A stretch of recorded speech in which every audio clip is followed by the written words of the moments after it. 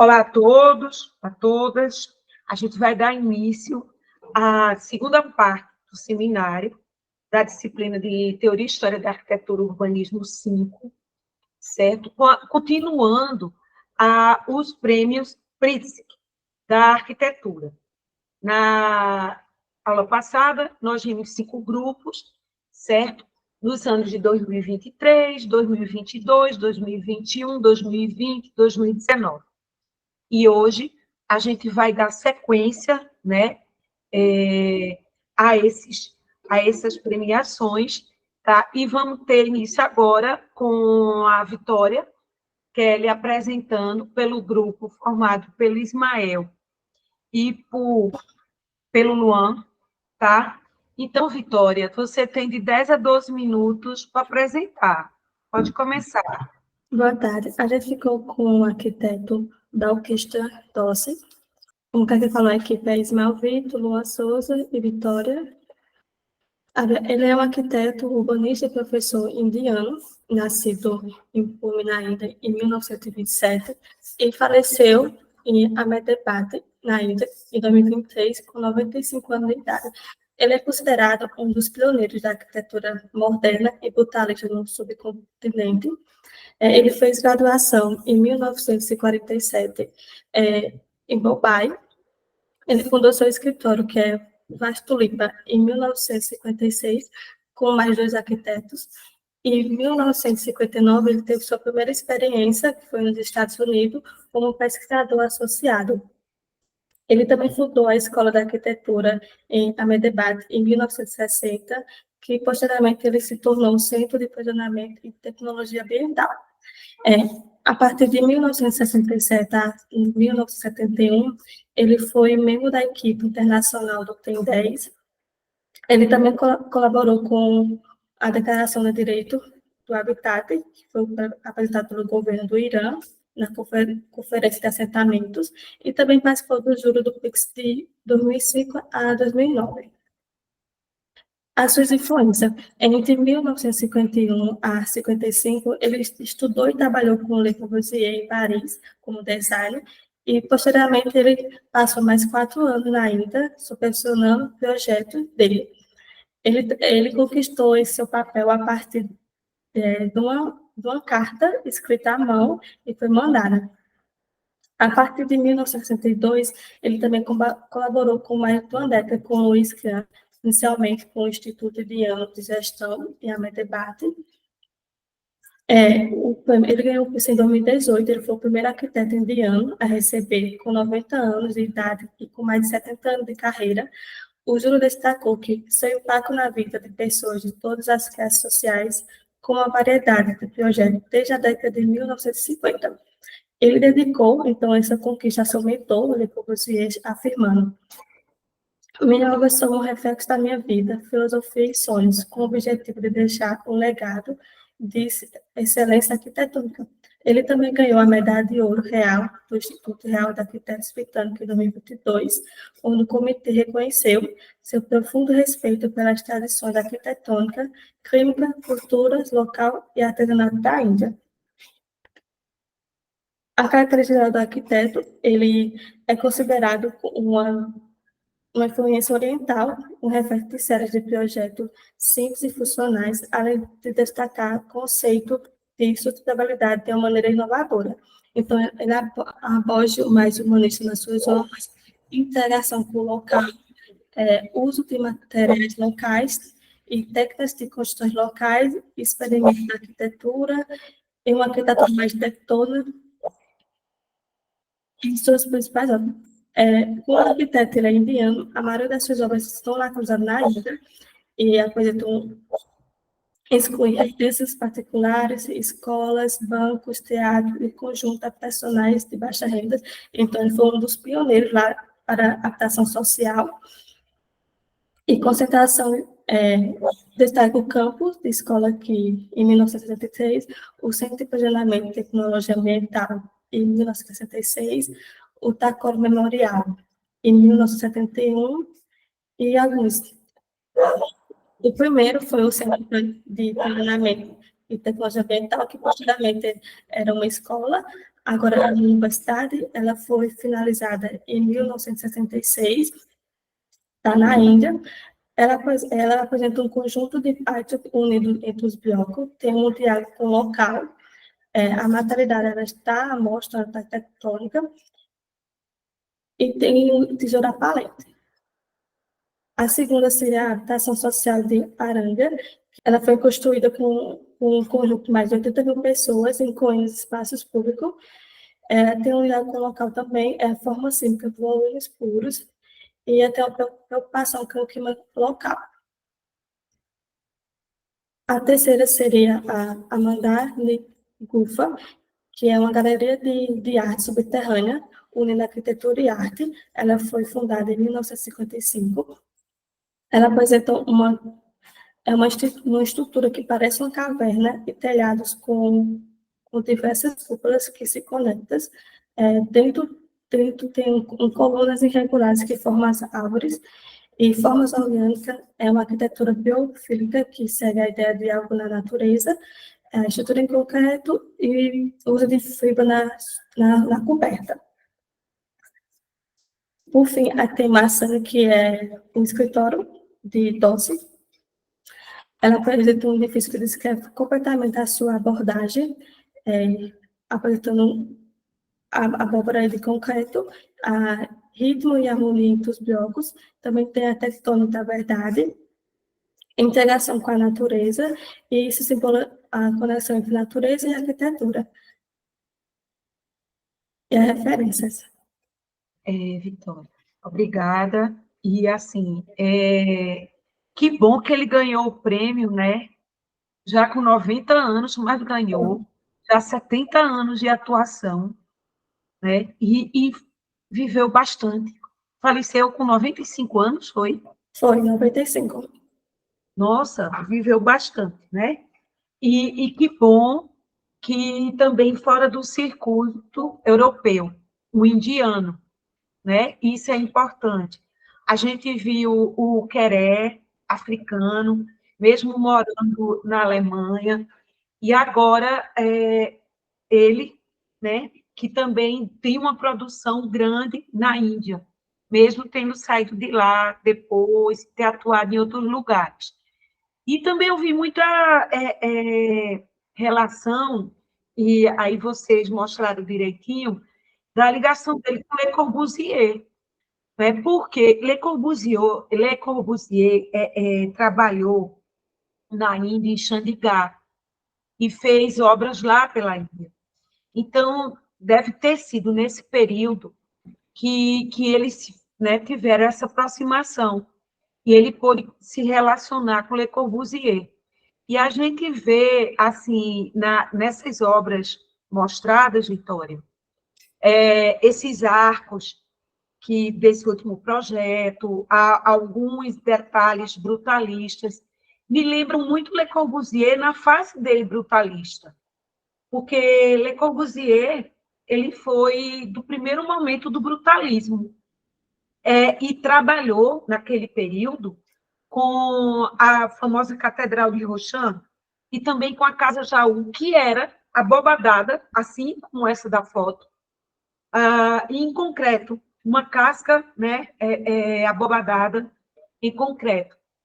Então, é importante a gente ver a referência, né, e o respeito que ele tinha ao mestre da modernidade, na sua obra contemporânea.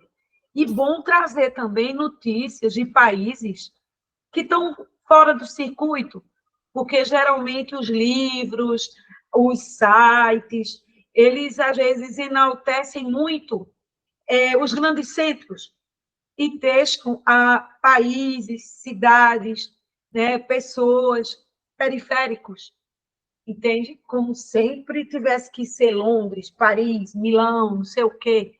E quando a gente vê cidades indianas, né, sendo mostradas em sua arquitetura, isso é bem legal. Tem alguma questão para colocar, Vitória? Não, não. Então, tá joia. Pois vamos passar agora para o próximo grupo, o grupo de Laís, que vai apresentar o grupo 7, O meu grupo é formado por mim, Laís, Deise Guedes e Matheus Félix, e eu vou falar um pouquinho sobre Rafael Aranda, Carmen Pigen e Ramon Vilauta, que são os ganhadores do Prêmio Pritzker 2017. A gente organizou a nossa apresentação iniciando pela biografia. Em seguida, eu vou falar um pouquinho sobre as características gerais de como eles abordam os projetos deles, alguns exemplos de obras, analisar 2 projetos e, em seguida, as nossas referências. Rafael, Carmen e Ramon são arquitetos catalães que nasceram em Olot, na Espanha, e eles formam o escritório RCR Arquitetos desde 1988. Eles são formados pela Escola Técnica Superior de Arquitetura de Vales, em 87, e o trio teve sucesso desde o início das atividades do escritório, e eles atribuem esse sucesso ao prêmio de um concurso que eles participaram, que foi através do Ministério de Obras Públicas e Urbanismo da Espanha, no mesmo ano em que eles iniciaram o escritório. E esse projeto, eles atribuíram a tipologia do que foi solicitado no concurso, que foi um projeto de um farol, uma abordagem que eles acabaram implementando como sendo fundamental para todas as obras que eles desenvolveram desde então. Essa conquista do prêmio para eles possibilitou explorar as ideias distintas deles como arquitetos, influenciadas pelo lugar e pelas suas próprias sensibilidades, o que acabou resultando em muitos trabalhos, muitas encomendas desde então, e a grande maioria deles foram realizados na Catalunha.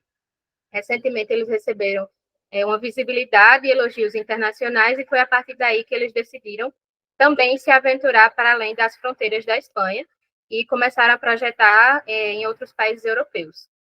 O prêmio de 2017 foi a 39ª edição do prêmio e foi a primeira vez que 3 arquitetos foram reconhecidos ao mesmo tempo, e somente a segunda vez que arquitetos espanhóis eram premiados. Entre os edifícios mais significativos que eles desenvolveram, existe o Teatro La Lira e o Soul Ladies Museum, que eu vou falar um pouquinho melhor mais para frente. 2 características que sempre estão presentes na forma como eles projetam, inicialmente é a materialidade. Os projetos deles sempre enfatizam muito a materialidade, o artesanato, uso de cor, transparências e luz. E quando eles fazem essa brincadeira que geralmente eles criam, eles harmonizam a materialidade com as transparências, procurando sempre ligações entre o exterior e o interior, que acaba resultando na arquitetura que, ao mesmo tempo, ela é emocional, mas que ela também tem uma parte muito experiencial. E a outra característica muito marcante é o vínculo e a integração com o lugar. As obras deles são profundamente ligadas ao ambiente local. E um textinho que tem no anúncio do prêmio descreve que, no mundo globalizado atual, as pessoas sempre temem cada vez mais perder os seus valores, a arte e seus costumes locais para uma produção mais padronizada. E os 3 arquitetos, eles mostram que é possível manter as nossas raízes firmes em um lugar, mas que, ao mesmo tempo, não impede que os nossos braços sempre estejam abertos para o restante do mundo nas nossas práticas arquitetônicas. E o trio também fala que eles tentam selecionar poucos materiais para não perturbar o espaço em que eles estão inserindo o projeto, e ao contrário do que se possa imaginar de que isso vai gerar uma arquitetura muito simples, eles tentam contrariar isso, fazendo com que esse material ele tenha um acabamentos diferentes e mudanças muito sutis, gerando uma forma pura, mas que tenha sua imponência, vamos dizer assim. Aqui são alguns exemplos de obras que eles desenvolvem, e a gente consegue perceber que eles não se mantêm em uma produção de uma tipologia única. Como exemplo dessa produção do trio, tem um restaurante, que eles desenvolveram os pavilhões e a marquise, uma vinícola, um centro de arte da cozinha, tem uma escola infantil, a biblioteca e um crematório. As nossas análises vão começar pelo espaço público do Teatro La Lira. É um projeto localizado em Ripoll, na Espanha, de 2012. E esse projeto ele traz uma forma muito sóbria, que ele vem compreendendo um volume de uma caixa com aberturas, sendo destacado o aço como uma forma, mesmo sendo assim, utilizado de uma forma muito silenciosa, mas ao mesmo tempo ele marca a sensação em que ele está, levando em consideração o respeito com o bairro histórico e o local em que ele está sendo inserido. A obra ele é de um volume puro, único, e conta com um subsolo e uma passarela que dá acesso ao local de convivência. Aqui dá para ver melhor. Esse espaço público ele foi implantado no terreno onde o Teatro La Lira foi demolido. Os arquitetos eles geraram, a partir desse projeto, um acesso mais direto aos pedestres que desejavam atravessar do bairro da Estação para o centro do núcleo urbano. E esse antigo teatro ele se encontrava encostado na beira do rio, e para possibilitar essa conexão entre esses espaços, o edifício ele conta com essa passarela metálica, que, em conjunto com as fachadas abertas, criam uma vista com pátios de ventilação. Um dos objetivos durante a concepção do projeto era de permanecer com o espírito do teatro nessa questão da tipologia mesmo de público. Mas, mesmo após essa intervenção, o antigo teatro ele recupera esse caráter público através de uma praça coberta. E essa questão que eles fizeram com a passarela, essa união, ela também cria uma grande varanda contemplativa com vista para o rio, como uma nova porta de entrada para as pessoas acessarem a cidade antiga, mas também como ele se torna um elemento de transição, de passagem, mas também um lugar de permanência. Ele mantém uma cafeteria no pavimento térreo, que reforça esse local como um ponto de encontro, e uma sala multiuso, que ele é destinado para a realização de eventos no subsolo. Na parte de tectônica, ele é constituído com o uso do vidro e concreto, mas ele tem uma predominância significativa do uso do aço, com as faixas metálicas de larguras variadas. E a escolha do material pensado para essa intervenção foi tanto para se manter silenciosa no local, como também para fazer alusão à história do local. A cidade onde ela está localizada, ela era conhecida por toda a Europa como a Forja Catalã, sendo uma referência na indústria metalúrgica. Aqui dá para ver melhor o uso do vidro, ele é utilizado bem pontual nos fechamentos e no guarda-corpo. O restante são todas as faixinhas metálicas, e o concreto ele está só na parte realmente como muro de arrimo, por conta da questão do subsolo que foi feito. E a nossa segunda obra é o Museu Soleides, ele está localizado na França, e o projeto é de 2014. O museu ele é formado por um conjunto de caixas de tamanhos e profundidades diferentes, mas que mantém uma ordem rítmica. Ele faz algumas fachadas cegas, mas eles brincam um pouquinho com o jogo de luz através de algumas clarabóias. O espaço de exposição, eles são organizados por meio de um bloco de circulação longo, que vai se estender paralelamente à rua, por onde o visitante entra, através de uma escadaria que conecta o museu ao bairro que está logo abaixo, e ele se cruza com vários volumes transversais que criam a imagem exterior do edifício. Aqui dá para ver melhor, esse é o bloco da circulação, e os blocos de tamanhos variados que ficam conectados.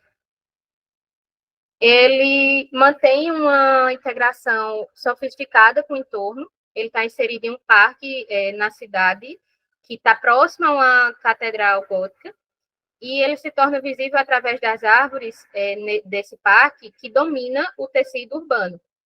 A topografia do terreno foi determinante para a forma como o edifício foi inserido no terreno. Eles utilizaram o declive para dividir o edifício em duas partes, sendo a primeira a base retangular de circulação, e a outra parte é o conjunto de volumes que ficam conectados a ele.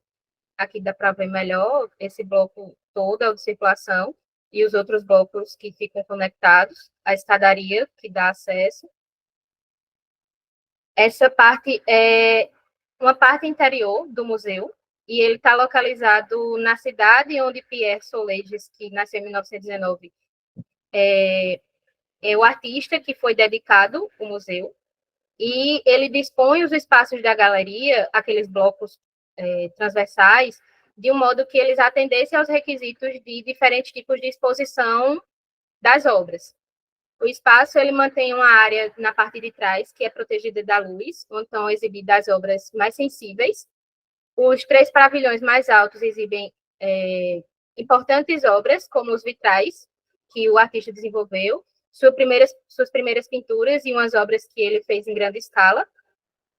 Nessa parte do interior, eles mantêm o projeto como uma forma com cores mais sombrias, fazendo alusão às obras de Pierre, que ficou conhecido como o pintor do preto. E, para o pintor, ele considerava a luz como um papel importante nas composições. Então, a partir disso, os arquitetos aproveitaram essa questão do pintor e também as necessidades específicas da tipologia do museu para trazer ao projeto também esse jogo de luz e sombra.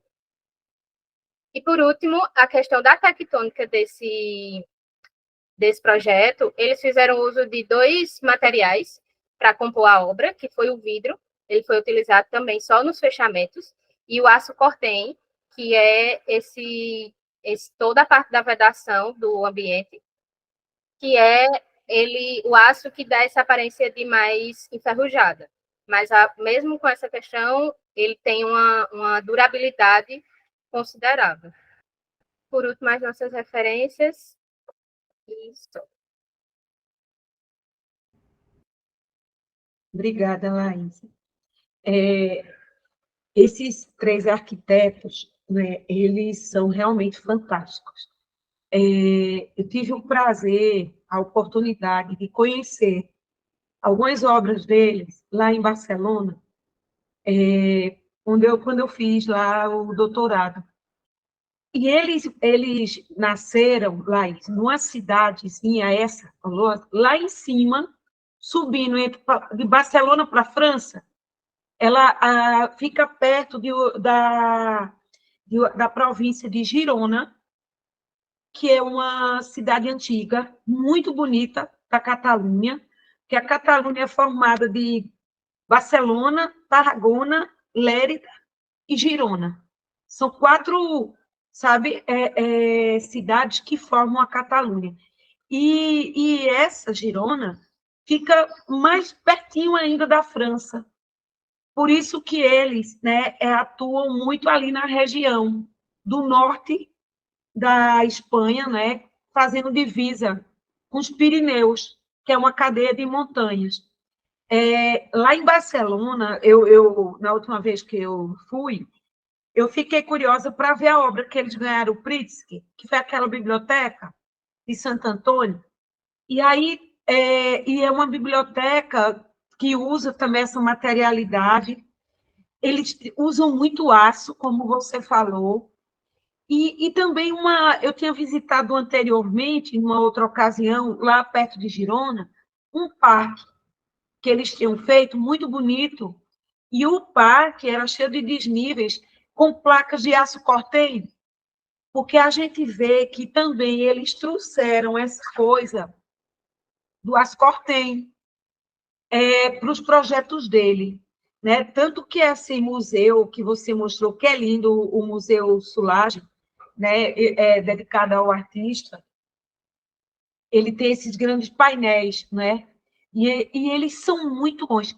Olha, eles são novos, né? Têm 60 e poucos anos, estudaram juntos numa universidade perto lá de Girona, que chama de Vallès, que é uma sucursal da UPC, lá em cima.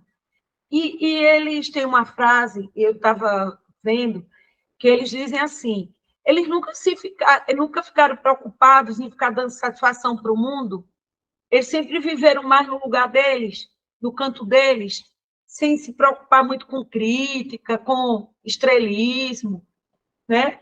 E isso fez com que eles pudessem se aprofundar mais no trabalho deles e ter uma marca mais deles, né? Porque eu noto que os projetos, mesmo com diferentes tipologias, mas você vê soluções projetuais, né, similares. Então, e realmente eles são excelentes. Tudo que fazem é de uma qualidade incrível. e eu acho que é muito inspirador. E serve também para a gente aprender o modo de vida deles, e às vezes não ficar tão preocupado, né, com as críticas e com as ciumeiras profissionais, e procurar fazer esse caminho, como eles fizeram, e ter um trabalho tão legal, tão deles, e que bom que reconheceram, independente deles serem parte do Star System, né? De ser Calatrava, Norman Foster, Richard Rogers, Jean Nouvel, aqueles grandes que circulam pelo mundo todo. São pessoas simples, criativas, exemplares, e que deixaram uma marca incrível, né? Estão deixando. Né, Laís? Queres colocar alguma questão?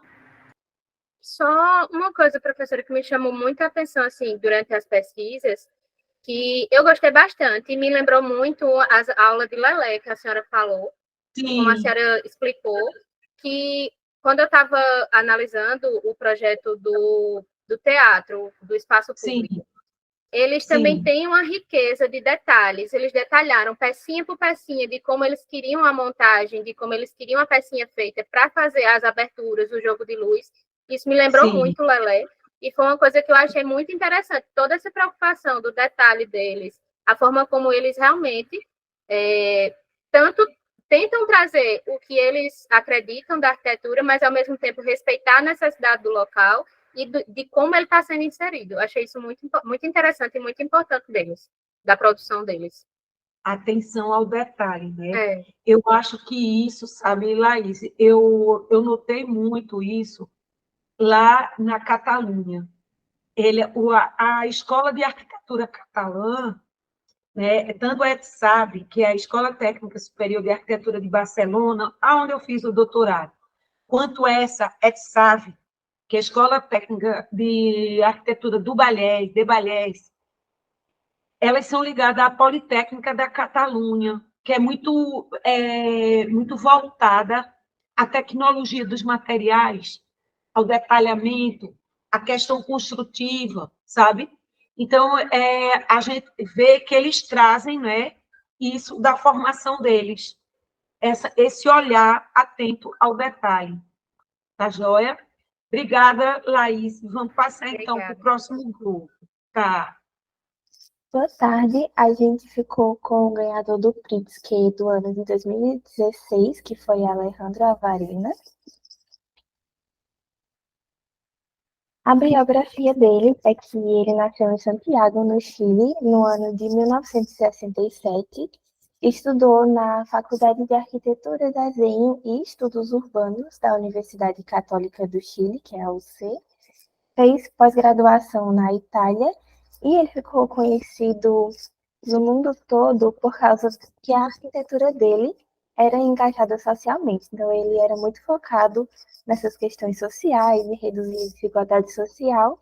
E ele teve uma produção muito grande de conjuntos habitacionais. Ele construiu mais de 2.500 unidades de baixo custo.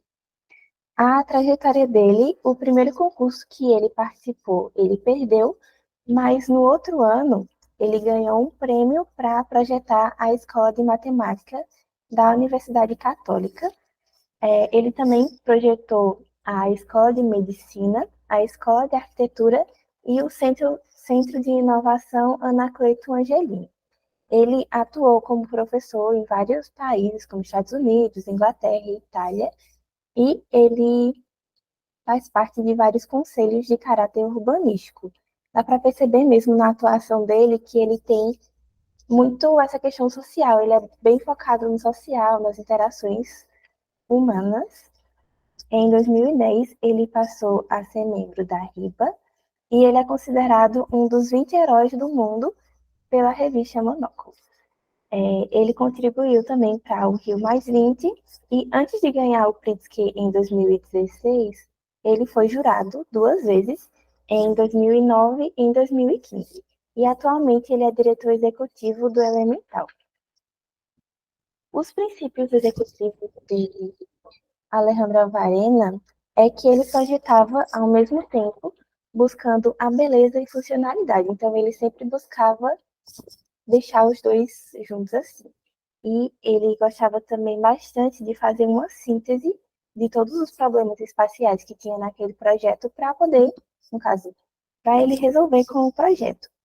E ele acreditava também que o arquiteto tem muito esse papel social, não apenas construir uma casa por construir. Ele também consegue resolver esses problemas públicos e essa não é uma preocupação que deveria ser só do poder público, também tem que ser do arquiteto.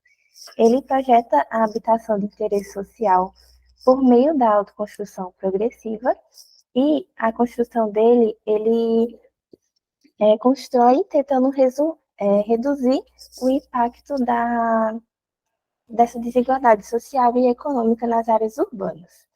Um fato sobre ele é que ele não gosta de arranha-céus, nem de museus que são construídos para milionários benfeitores. Ele busca mais essa arquitetura para gente de baixa renda, de favelas e o povo marginalizado.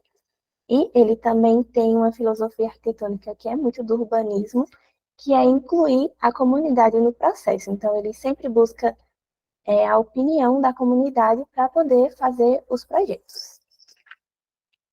Uma das obras dele é a Faculdade de Matemática da Universidade Católica do Chile, que foi de 1999, a Universidade St. Edward, em 2008, nos Estados Unidos, a obra Novarte Campus, em 2010, no México, a Faculdade de Medicina, que também é na Universidade Católica do Chile, em 2004, a Habitação Vila Verde, em 2010, no Chile, e a DT Building, que é uma bem recente, que foi em Lisboa, no ano de 2022.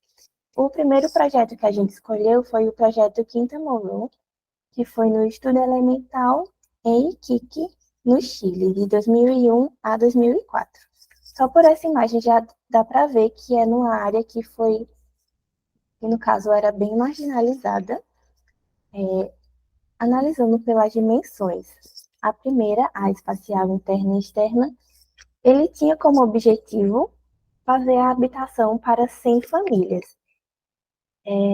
E ele estava muito focado em não ser uma área que fosse muito que tivesse uma densidade construtiva muito alta. Então, essas áreas verdes que tem aí na imagem eram os pátios que ele criou para poder trazer mais área verde, mais área de convivência.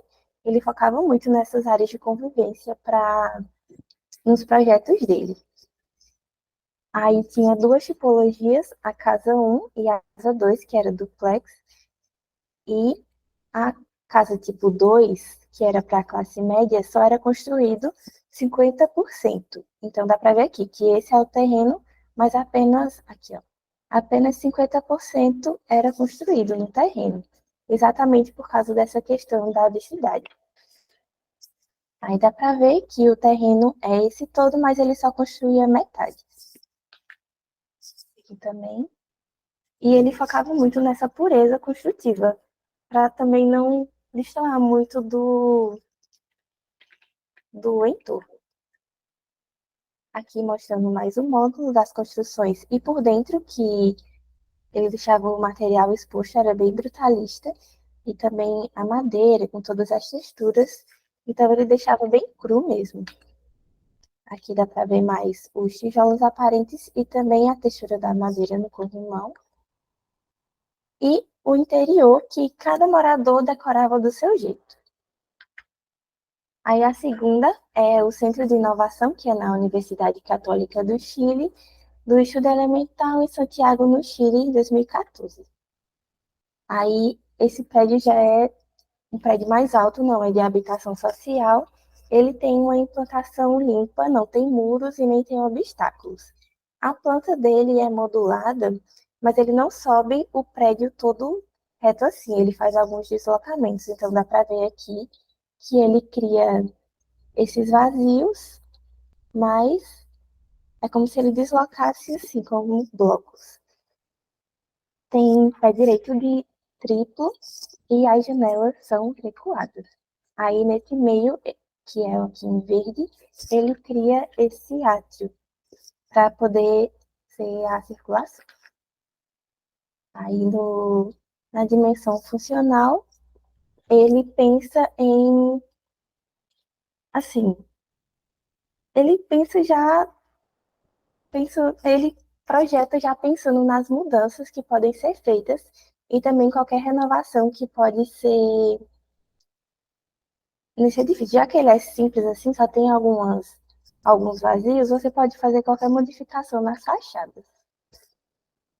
Ele queria, no caso, o cliente queria um prédio de vidro, mas pensando no conforto térmico, para não criar uma estufa, ele preferiu usar o concreto aparente e também ia economizar na questão energética, já que não ia precisar de tanto ar-condicionado. Ele escolheu uma geometria bem rigorosa. É um prédio que predomina o cheio sobre o vazio, ele é bem pesado e ele tem algumas aberturas que funcionam exatamente como proteção solar. Aqui mais alguns detalhes da materialidade e que dá para ver a pessoa aqui é um pé direito triplo que fica uma abertura muito grande. Aí, a terceira obra, que é As Torres Siamesas, que foi o ganhador do Pritzker em 2016, em Santiago, no Chile, também em 2003. Aí, uma das coisas principais sobre esse projeto é que ele foi projetado para se destacar da paisagem natural e montanhosa verde da Cordilheira dos Andes. Então, dá para ver aqui atrás a cordilheira e bastante vegetação e o prédio, assim, se destacando na paisagem. Uma coisa que foi bem, assim, importante nesse projeto é porque partiu de uma ideia de que a forma de aprender não seria você sentado no computador numa sala fechada. Então, ele não criou nenhuma sala de estudo fechada. Essa área que está verde aqui é um grande vão aberto que você pode estudar em qualquer canto. Ele também se baseia na ideia de que aprender é muito sobre trocas. Então, ele cria muito espaço de socialização, espaço aberto, praça. Toda essa área externa é uma praça de madeira, então ele cria bastante esse espaço para trocas de conhecimento.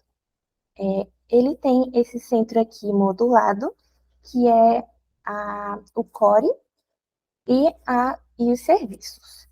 E os demais espaços também tem um pouco de módulo, mas é mais livre. E aqui, como eu já tinha dito, ele cria grandes áreas de circulação para poder ter esse foco na socialização e troca de conhecimentos. Como eu tinha dito também, aqui na área externa ele possui a base de madeira com praças e também ele tem 2 subsolos, porque a ideia principal dele era fazer torres, 2 torres, no caso uma torre. Mas como o terreno tinha grande área de 5.000 metros quadrados, ele não ia conseguir essa denominação de torre, porque o tanto que ele podia subir não ia ficar basicamente um quadrado. Então, eu vou falar depois também na forma, mas ele separa as 2 torres em cima para mostrar que são 2 prédios juntos, não apenas um. E já que ele tem essa pele de vidro, como tem aqui na imagem, em todo o prédio, ele criou um sistema com exaustor, ele descola essa pele de vidro do chão para o ar fresco conseguir entrar e ventilar as salas e o ar quente subir por cima como se fosse uma chaminé.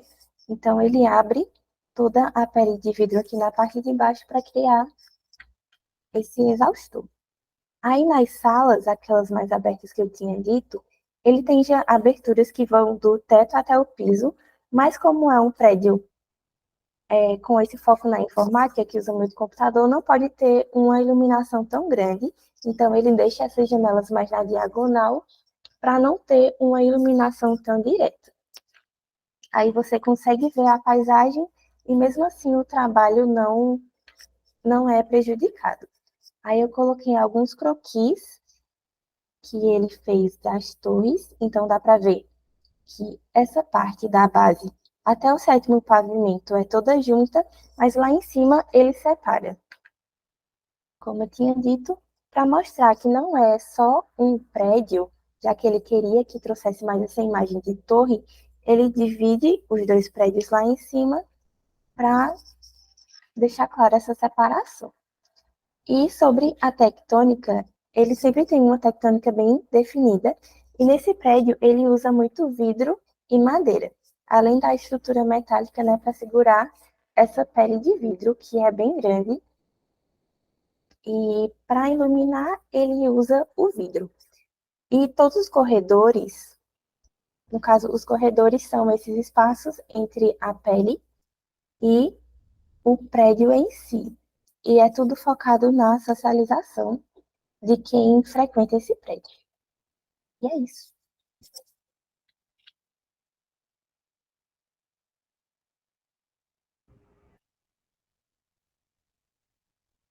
Certo, Ana.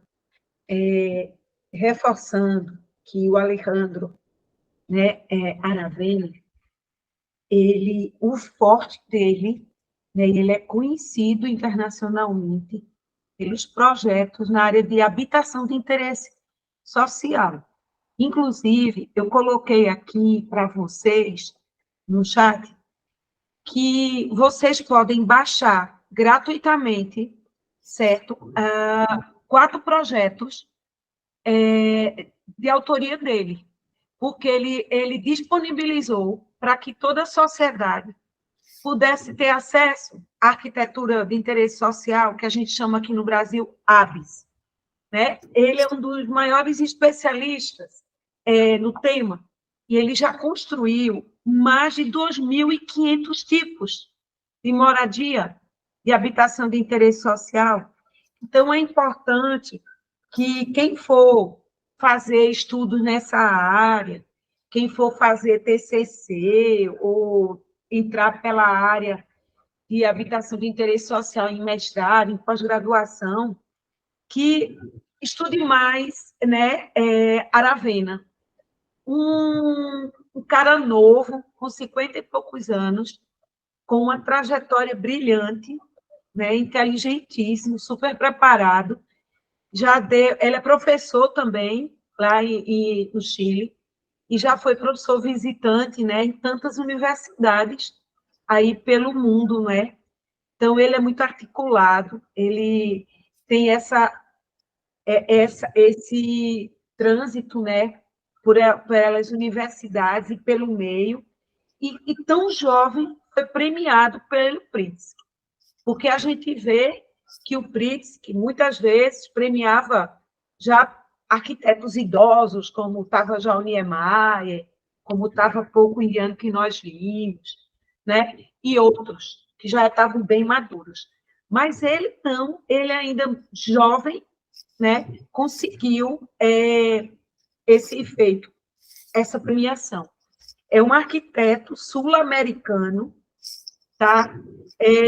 Chileno, e a arquitetura do Chile, gente, eu queria dizer para vocês que a arquitetura chilena contemporânea é excelente. É outra referência que a gente tem aqui na América do Sul para olhar e para estudar mais. Eu acho a produção brasileira, e que tem grande parte em São Paulo, porque tem muitas faculdades, tem muita demanda, né, por ser uma cidade com tantos milhares de habitantes, tem uma produção muito grande, né, no cenário nacional. E eu vejo também outro país aqui na América do Sul, despontando, junto com o Brasil, o Chile. Então, eles sempre estão em bienais, sempre estão ganhando prêmios, e tem um diálogo muito grande Brasil-Chile. Então, eu aconselho que, se vocês puderem, pesquisem mais ainda, entrem nas redes, no site, no Arquiday, em outras plataformas, para conhecer mais um pouco dessa maravilhosa arquitetura chilena. Ana, você quer colocar mais alguma questão? Não, só que Esse projeto aqui, quando a gente estava pesquisando, esse aqui, a gente inclusive usou como correlato em projeto 3, porque é de habitação social. Aí quando eu estava pesquisando, eu lembrei dele. Quando vocês estavam pagando habitação de interesse social na federal. Só isso mesmo. Eu acho que a gente tem que ficar atento e até aconselho a vocês a baixarem. O Luan colocou aqui o site deles, eles têm um escritório elemental. E tentem baixar esses projetos aqui, ó, Quinta Moroi, Lobonaquea, Labarnaquea, Vila Verde, no Chile, e outro em Monterrey, no México. Então, quem for adentrar aí nessa área, não deixa de baixar esses projetos. Eu vou até baixar também, que eu fiquei curiosa para ver, porque eu acho importante, como professora, ter acesso. Tá joia? Vamos para o próximo grupo, o grupo 9. Boa tarde, a gente vai falar sobre Frei Otto. Meu grupo é composto por mim, Adna e Renato. A gente dividiu a apresentação em algumas partes, dentre elas biografia, algumas premiações, a metodologia que ele utilizava, algumas obras e um estudo de caso com a Vila Olímpica de Munique. Falando um pouco sobre a vida dele, Frei Paulo Otto nasceu em 31 de maio, em Sigmar, na Alemanha, em 1925. Nos anos 40, ele foi piloto nas Forças Aéreas Alemãs e acabou sendo capturado e começou a atuar como prisioneiro de guerra. Nisso, ele construiu abrigos experimentais em formato de tendas, na França. Nos anos 50, ele viajou aos Estados Unidos para estudar na Universidade de Virgínia e acabou entrando em contato com a arquitetura de mestres americanos. Já em 1952, começou a atuar profissionalmente na Alemanha. Em 54, ele doutorou-se em estruturas tensionadas, que vai ser a grande especialidade dele, e em 58 ele fundou o Instituto para Desenvolvimento de Estruturas Leves. Entre 64 e 91, atuou também como professor de arquitetura na universidade, e em 2015 ele faleceu aos 89 anos, inclusive faleceu um dia antes de ser anunciado como vencedor do Pritzker. Dentre algumas premiações, ele foi homenageado nos Estados Unidos, no Japão, na Alemanha, mas destaca-se em 1974 a medalha Thomas Jefferson de Arquitetura, em 97 Prêmio Wolf de Artes, 2005 a medalha de ouro do RIBA, 2006 Prêmio Imperial for Architecture, em 2015 ele venceu o Pritzker de Arquitetura, sendo o primeiro laureado a ser anunciado postumamente. Foi também o segundo arquiteto alemão a ser premiado. Ele ficou reconhecido por seus importantes trabalhos e experimentações com a estrutura leve, buscando uma arquitetura mais sensível, principalmente em relação ao pós-guerra. A sua metodologia destaca-se com a experimentação. Para ele, antes de ter a execução dos projetos, deveria haver essa experimentação. E ele inicia isso através de bolhas de sabão, que foi um dos materiais que ele mais utilizou para criar esses modelos numa escala reduzida.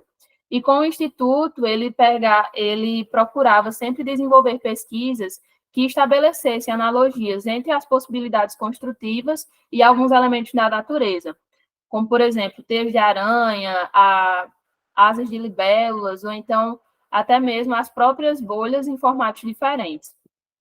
Dentre algumas obras, a gente pode destacar o pavilhão desenhado para o International Garden em Hamburgo, em 1963, o pavilhão da Expo 67, em Montreal, esse da imagem que foi feito entre 1970 e 75, em Multihallen, tem a Vila Olímpica de Munique, dentre tantos outros. É interessante observar que, mesmo sendo professor, ele continuou atuando em grandes obras e ao longo de toda a sua carreira. O estudo de caso que a gente trouxe seria a Vila Olímpica de Munique, que está localizada em Munique, na Alemanha. Foi desenvolvido uma parceria entre Frei Otto e Gunther Bellnisch no ano de 1972. O projeto ele começou a ser trabalhado em 68 e finalizado em 72 para as Olimpíadas de 1972. Tem um tipo esportivo e apresenta várias estruturas, desde o estádio principal, como outras estruturas que vai apresentar mais à frente. Uma característica que é interessante de falar é que o estádio principal ele foi construído numa cratera resultante de bombardeios durante a Segunda Guerra Mundial, que seria bem interessante, né? Na sua dimensão espacial, ele está implantado em um lugar e uma paisagem muito extensa, então ele trabalha diferentes níveis e diferentes atividades esportivas, desde o estádio, como também tem um natatório, tem um ginásio, tem uma grande área de praça também, e a sua marca são as estruturas, são as cobertas esculturais, em que elas são formadas por grandes tendas que formam como se fosse uma malha ondulada. Elas são visivelmente levíssimas, mas elas são muito resistentes. Além dessa conexão com a paisagem, tanto pelo formato, pela escala, mas também pelas aberturas e os painéis acrílicos. Então, tem essa permeabilidade, essa transparência entre o externo e o interno. Tudo isso, essa diferença nas escalas, nas coberturas, garantem uma paisagem artificial flutuante. Quanto à dimensão tectônica, o sistema estrutural, a gente pode dizer que ele é hierárquico, há diferentes volumes distribuídos pelo terreno, em que utilizam principalmente de painéis acrílicos, suspensos e apoiados por estruturas metálicas, em que se apoiam nas pontas por grandes estruturas metálicas e, no final de tudo, com a estrutura de concreto. Essa estrutura ela foi o que permitiu as curvas drapeadas pelo local, variando a sua forma, a escala e as características de cada seção. Uma coisa interessante é que esse sistema, por ser já pré-fabricado, ele foi todo feito fora do local e em loco foi apenas montado. O parque, hoje em dia, ele é composto por diversas instalações esportivas, por áreas verdes e espaços de lazer, e apesar de ter sido feito para a Olimpíada de 72, ainda hoje oferecem e são realizados diversos eventos esportivos e de entretenimento para a população da cidade. Na sua dimensão funcional, a gente pode observar uma coisa bem interessante, é que com o final da guerra, né, restaram vários entulhos jogados pela cidade. Então, esse parque, na verdade, desde antes da participação de Frei Otto para a construção, já havia tido uma grande intervenção, que seriam como se fossem essas montanhas, em que tudo isso foi o restante de entulhos que haviam na cidade. Então, isso foi unido e atribuído, foram utilizadas áreas verdes em conformidade também com as edificações, o que deu uma estrutura bem diferente e bem característica. E as nossas referências.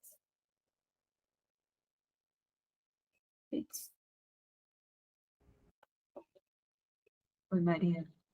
Então, olha, a gente tem uma aula gravada, Mariana, não sei se conhece, sobre o Frei Otto, que está no YouTube do Grupal, certo?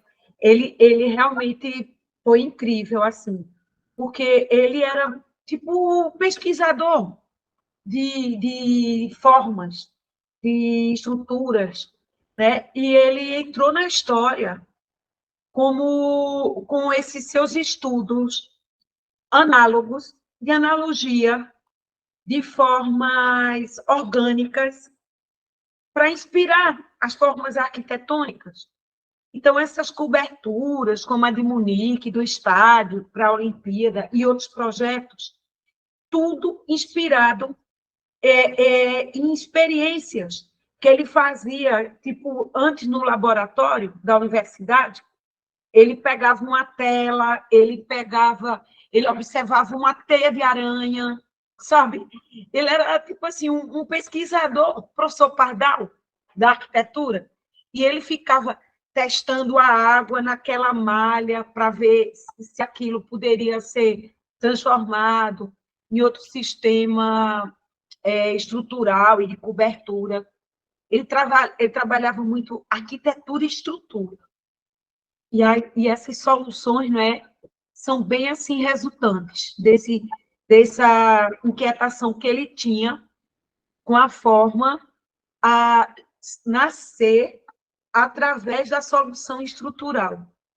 E é um exemplo também que a universidade dessa cidade alemã, Stuttgart, certo? É um dos maiores centros do mundo em estrutura. Vários engenheiros, o pessoal de estrutura, da área estrutural, vai lá se capacitar, porque lá ele naquela época, né, ele já implantou essas experiências junto com os professores, com um grupo de pesquisa e tal, e acabou sendo reconhecido mundialmente, né? Realmente, Frei Otto era um cientista. Eu acho que ele pode ser considerado um cientista no sentido de investigar a forma e a estrutura, sabe? Para a arquitetura. Um professor, assim, realmente, e meio genial, sabe? Tem alguma coisa mais a colocar, Mariane? Não, eu só achei muito interessante essa forma que ele tinha de pensar e também ele conseguia experimentar e colocar em prática, né? Todo o processo e de misturar diferentes coisas e no final de tudo conseguir. Achei bem interessante. E eu acho que a gente, dentro dessa classificação que o José Montanet coloca, das linguagens e arquiteturas contemporâneas, eu acho que ele se enquadra muito no high-tech, porque é a busca de uma alta tecnologia através de materiais completamente novos, né? Como aço, como membranas plásticas, formando essas grandes coberturas. É realmente assim, um high-tech, um avanço tecnológico incrível e que poucos países ainda têm acesso.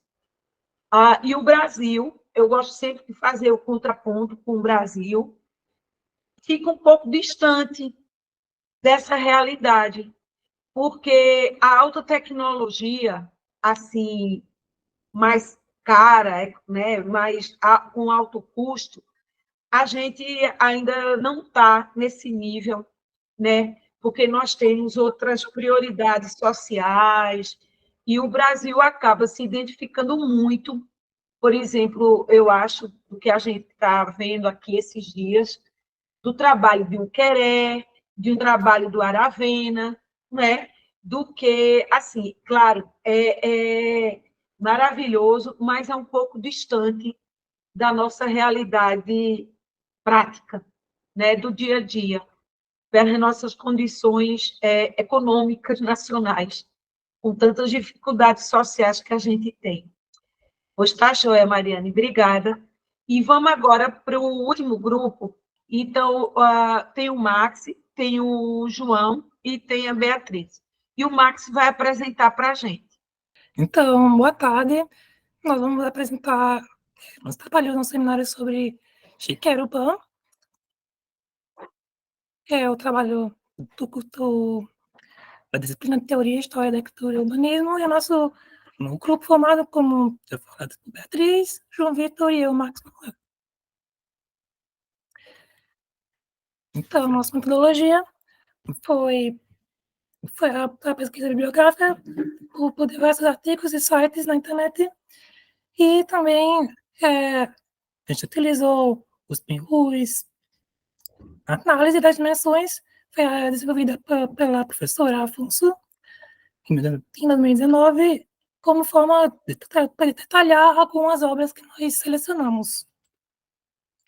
Então, a biografia de Shigeru, ele nasceu em 5 de agosto de 1957, em Tóquio, no Japão.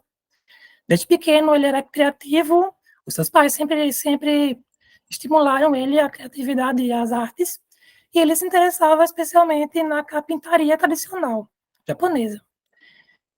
Ele estudou desde cedo na Universidade de Artes de Tóquio e no Instituto de Arquitetura no sul da Califórnia.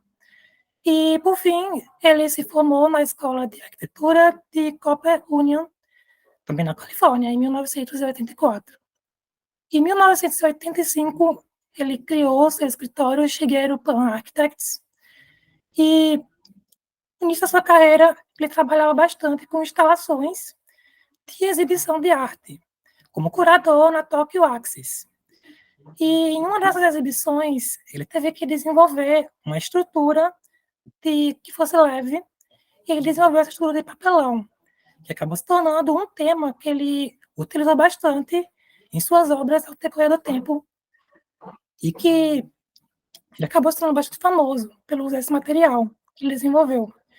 Em 1995, ele fundou a ONG Voluntary Architects Network, que é a VAN, que promovia atividades de apoio a vítimas de desastres naturais e que viviam em zonas de conflito. Esse também foi o movimento que ele fez, que deu fama internacional e prestígio. E por conta disso, em 2014, ele ganhou o prêmio Pritzker. As suas características, a gente pode descrever como uma arquitetura inovadora e excêntrica, mas que é sustentável e econômica ao mesmo tempo. Ele utiliza de materiais que são baratos, recicláveis e não convencionais, como o papelão, como eu já falei.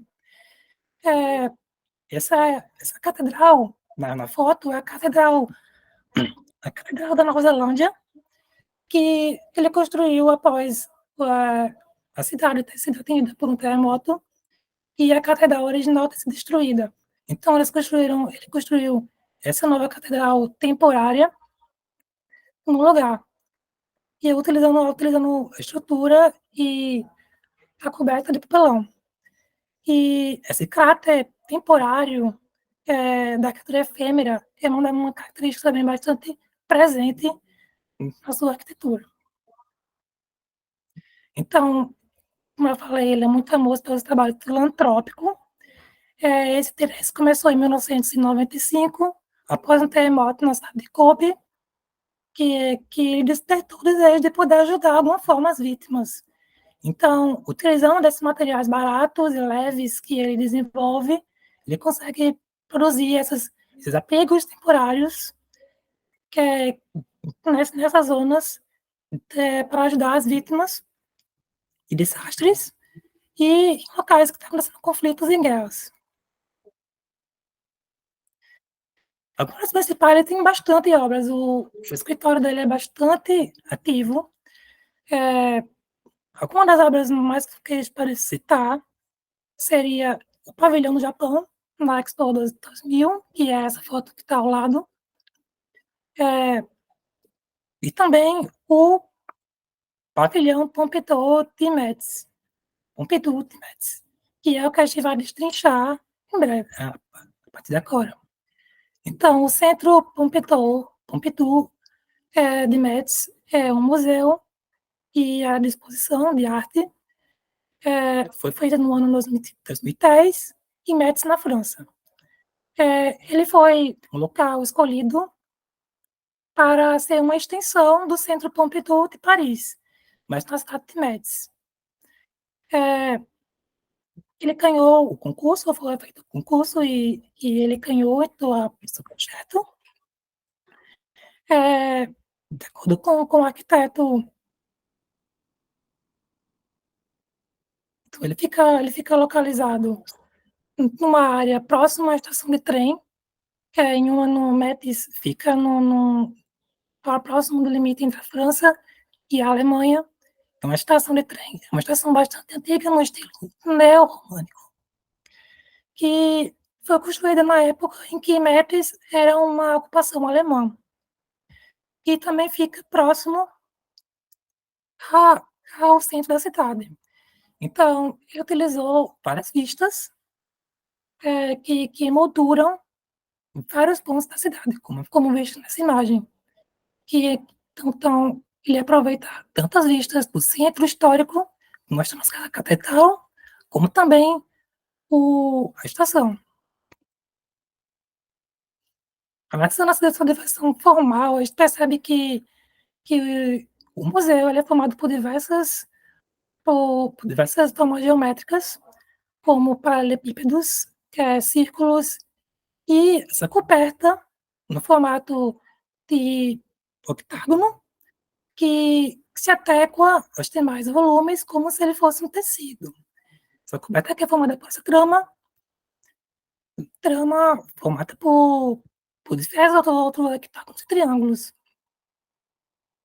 Nesses plantas baixas, a gente consegue perceber bem os volumes retangulares, que são 3 prismas. Esses prismas são as galerias de arte, que são rodas rotacionadas em torno de um prisma central, hexagonal, onde ficam as escadas e o elevador. Então, analisando a tectônica, o que se destaca, né, é essa coberta tão diferente, que é feita de madeira, com essa trama formando hexágono de triângulos. Ele buscou ao máximo a economia de materiais e também tornar que os encaixes fossem os mais simples possíveis.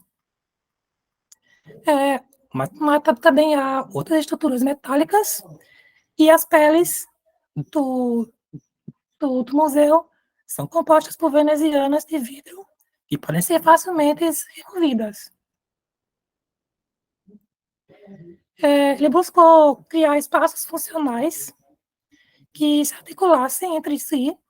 As galerias, como eu falado, são dispostas uma ao topo da outra, rotacionando, e os espaços que ficam entre as galerias e o teto também foram aproveitados, que foi o que ele chamou de Galeria Grandinet, que é onde são exibidas as maiores peças de arte. No térreo também há outros volumes quadrados e redondos, que são de apoio, e também onde ficam outras salas de exibição menores.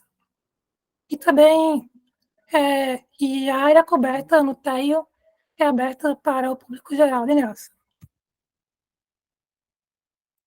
Então, outra obra que a gente trouxe foi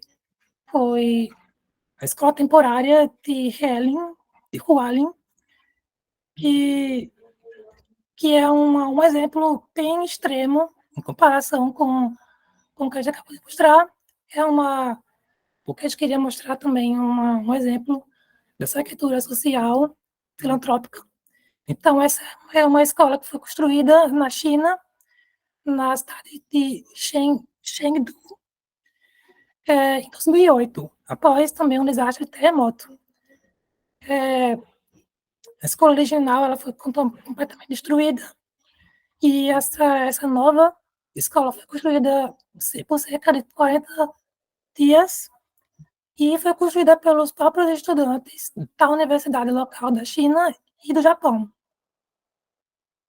Aqui são algumas imagens dos estudantes ajudando a construir a escola, utilizando os materiais que ele desenvolveu.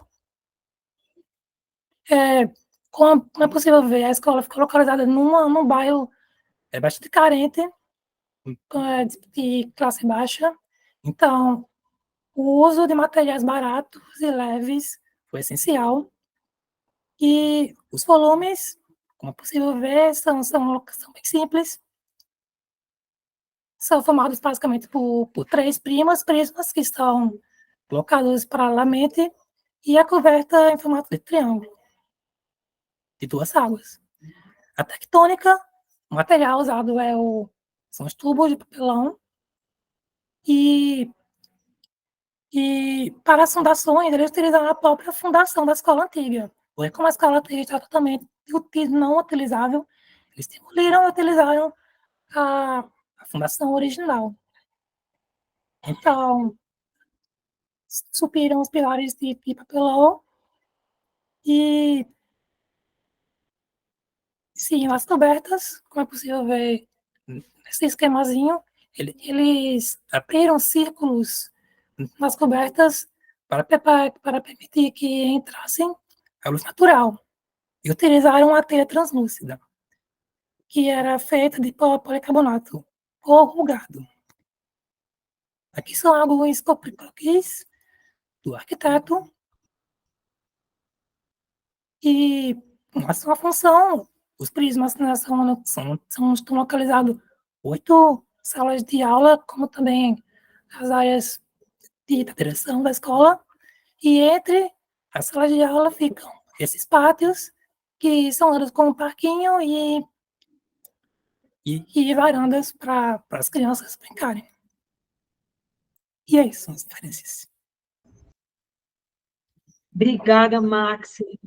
Olha, é muito legal a gente ver, ter notícias do que está sendo produzido, né? Do outro lado do mundo.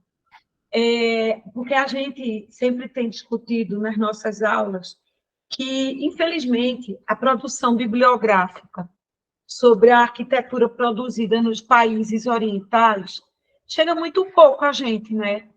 A gente vive assim. Eu acho isso, sabe? Pode ser que tenham colegas, professores que pensem diferente, mas mesmo com a gente com acesso à internet, a redes sociais, a plataformas e tudo mais, que diminui, de certa forma, essa distância, mas eu acho que ainda é muito pouco o que chega, né? E eu fico vendo, Max, esses projetos do BAN, que agora que o Brasil está passando por problemas tão sérios, né, de calamidades naturais, como o Rio Grande do Sul, né, inundações, e que vai precisar ser reconstruído, muitos lugares vão precisar serem reconstruídos, né? A gente está tendo cidades inteiras devastadas, escolas, residências, e a gente vê soluções simples, né? Com materiais leves, econômicos. É mais um exemplo que a gente veio aqui hoje de tarde, além do Aravena, que faz propostas lá para o interior do Chile, e a gente vê BAN fazendo propostas, tanto para a China quanto para o Japão, usando uma arquitetura com bambu, né? Com estruturas leves, que a gente poderia usar em tantos projetos mais sustentáveis, de fato. Aqui no Brasil, eu noto que existe uma certa limitação causada pela engrenagem do sistema, onde a Caixa Econômica, os bancos que financiam projetos habitacionais e projetos sociais, às vezes ficam atrelados a tecnologias antiquadas e convencionais e não permitem a abertura de novas tecnologias. Eu lembro que um tempo atrás estava assim, muito recentemente. Eu não sei se mudou, mas seria muito bom se permitisse que outras tipologias habitacionais para casa de baixa renda, para escolas, pudessem ser com materiais alternativos, como esse que a gente viu agora, né, Max? Então, Isso mesmo. a gente vê um distanciamento dessas possibilidades. Eu me lembro que quando a gente estava pesquisando conjuntos habitacionais para ver os projetos, né, fazer análise de projeto deles, a gente via sempre as casas de 2 águas, com telha cerâmica, com paredes de alvenaria, um sistema muito já, sabe? E, às vezes, a gente ficava tentando apresentar propostas. Eu estou até aqui com um livro, que é esse aqui, que eu fiz em 2012, quando eu estava trabalhando mais a parte de projetos sociais. E eu lembro que eu desenvolvi com meus alunos, lá na Federal do Piauí, e depois eu vou mostrar para vocês, vários protótipos para habitação de interesse social, usando plantas alternativas, sistemas alternativos, que em 2012, 2010, o governo federal estava com os programas nesse sentido, quando estava criando o Ministério das Cidades, mas depois a coisa morreu e a gente voltou para estaca zero. na pesquisa de materiais, de tecnologias, de tectônica, de mão de obra que trabalha com aquele material, que entende daquele material, que seria tão legal, né, Max? Tu queres colocar mais alguma questão sobre essa reflexão? Então, eu queria comentar que eu gostei muito de conhecer o BOA.